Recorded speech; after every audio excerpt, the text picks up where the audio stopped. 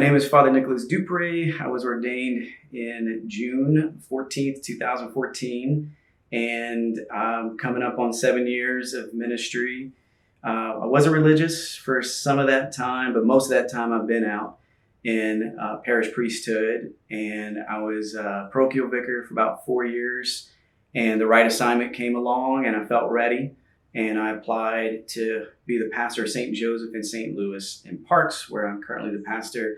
I've been here since the feast day of Pope John Paul II, October 22nd, 2018, and it's been a beautiful journey, and I was really excited to start a marriage prep program as couples started to come along and want to get married, which is great. And it shouldn't be scarce, but it is.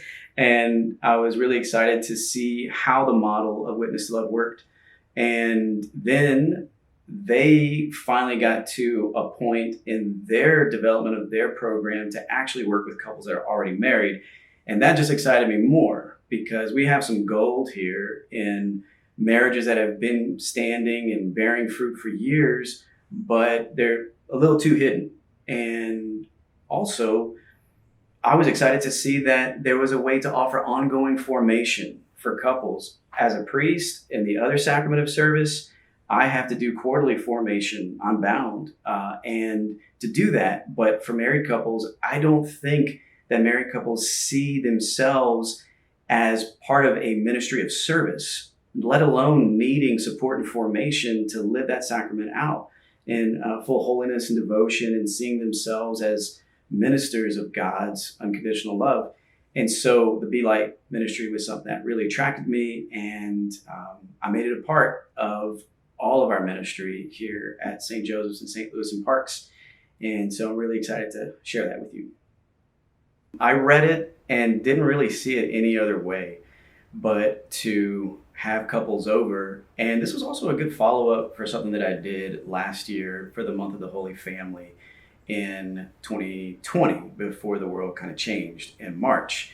And what I did for the month of the Holy Family, which is every February, was I asked couples to invite me over to their house. And it was just a way to kind of get to know the community. I had still not been in Parks all that long. And so I wanted to do something a little bit different for 2021, for this year's month of the Holy Family. And of course, there was quite a hit taken on community gathering in the last year, and we're starting to kind of come out of this. So I said, well, I need to challenge myself. I have not pushed myself as a host, and I think there's something to be said for a father opening his home and coming to eat at Father's house. So not really having full confidence in my hosting skills, let alone my cooking skills, I still kind of took the plunge, took on the challenge, and said, okay, church, here is a paper calendar that I put out with all the nights that I've cleared out and for the month of February.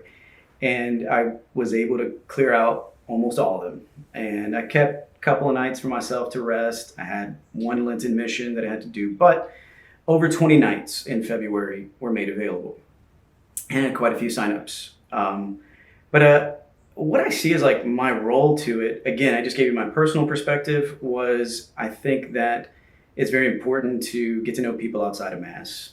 And I'm a father, and there's a tremendous amount of love and respect shown for priests, especially here in our Diocese of Lafayette. But it doesn't mean that I know them. And it doesn't mean that I get to interact with them in just a very natural way. And, you put on your best when you come to Mass, or you are really expecting to encounter Jesus in one kind of specific way when you want to come talk to a priest for like a sacramental setting. But we need to love in every way. And good spiritual director of mine once said that what you do outside of prayer impacts what happens inside of prayer. And so you got to love. You got to really stretch your heart in relationships. And I really personally felt called to do that. That's how I kind of see my role to Witness to Love really in general. And I've already seen some fruit just with working with engaged couples. And I got excited when I saw that there was an opportunity to work with couples who were already married but still don't know the gift of their marriage. The logo for Witness to Love, and it's, you know, this kind of gothic arch stained glass, and you see the couple in the white silhouette, and you see right down there in the middle a priest, and he's joining together, but it says something about their bond. They're always going to be bonded, and I have to learn how to love unconditionally too. And by being around them over a nice, relaxed setting, over dinner, a meal, some cocktailing before Lent started, I felt that I have been given a way to see what it means to love unconditionally.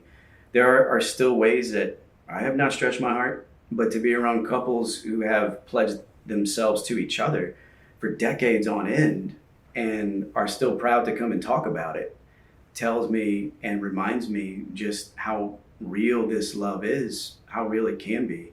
And it's showed me a lot about how to continue to serve and love. With Witness to Love in general, I'm a first-time pastor. I have always wanted to just kind of see what I could do once I had the full reins on things. And I don't have a huge operation out here in the little village of Parks. I serve about 450 individual Catholics, not 450 families, 450 individual Catholics. And what I wanted to see happen wasn't happening in my first year and a half or so of being pastor here by strictly offering liturgies, strictly offering extra times for confession, bringing in guest speakers for Lenten missions, Advent missions, preaching on certain topics in Mass, offering, of course, spiritual direction, just doing a lot of things that are kind of in line with your ordinary priestly formation. I didn't see things really kind of take off in an exciting way. I remember my first Christmas here. You can fault me for maybe going too deep too soon, but I felt called to talk about going door to door. I had done that at a previous assignment, and yeah, I had 0 signups for going door to door. And I was like, gosh, I had just done this in my previous assignment, and the people loved it. You know, we had quick signups. This is such a small village. How could that be intimidating? No signups. And it's like, okay. Started putting the Blessed Sacrament out. 30 minutes before every Mass. I am still not seeing what I wanted to see. I'm still not seeing growth that has helped me to want to be a priest. You know, our lives as priests only make sense in the light of the Eucharist. So I'm giving more Eucharist, preaching more about the real presence, preach, talk, direct, private appointments, seeing some conversions, but not seeing the parish really wake up and get on fire like the kind of life that made me want to sacrifice my own, and which we're called to in baptism, all of us. And then I bring in this program because we started to have couples that wanted to get married here, thanks be to God. And yet there was no marriage formation program in place. There's nothing. And could be there was just no interest in getting married, or I don't know, but there was no program. So my neighbors happened to be the Witness to Love creators, Ryan and Mary Rose. So I adopted their program, and instantly what I'm seeing take off happened in the word that Ryan uses is organically. Everything just started to fall into place. I saw people loving each other, wanting to hang out outside of Mass, and I was not having to come up with some masterpiece of a public event to make people want to love God. You know, they were loving God in friendship in a very natural way. And yeah, take that old Thomistic phrase, grace builds upon nature. And boy, it's really true, very, very true right here with bringing together couples who are already married with these couples that want to be married. But then you put 2 of those engaged couples together with their chosen mentor couples, then you got 4 friendships. And it just takes off. And I'm literally not breaking a sweat over it. I'm rejoicing over this happening in a way that I couldn't bring about with whatever prayer sacrifices that I could do on my own. And I would say, you know, to pastors that, you know, God loves the sacrifice that he's given us to lay down. He wants us to lay it down. And yet there is something that he is also wanting to do through our attention just paid to building up marriages that he can do through them that we can't do on our own. And I have seen that big time take off. One of the things I didn't share with Ryan and Mary Rose and the people involved with Witness to Love and with this new Be Light ministry was, although it was due to their intervention because they thought I was maybe not going the right way with this program at first, whenever I said date nights, no, I wanted to have them come over to my house.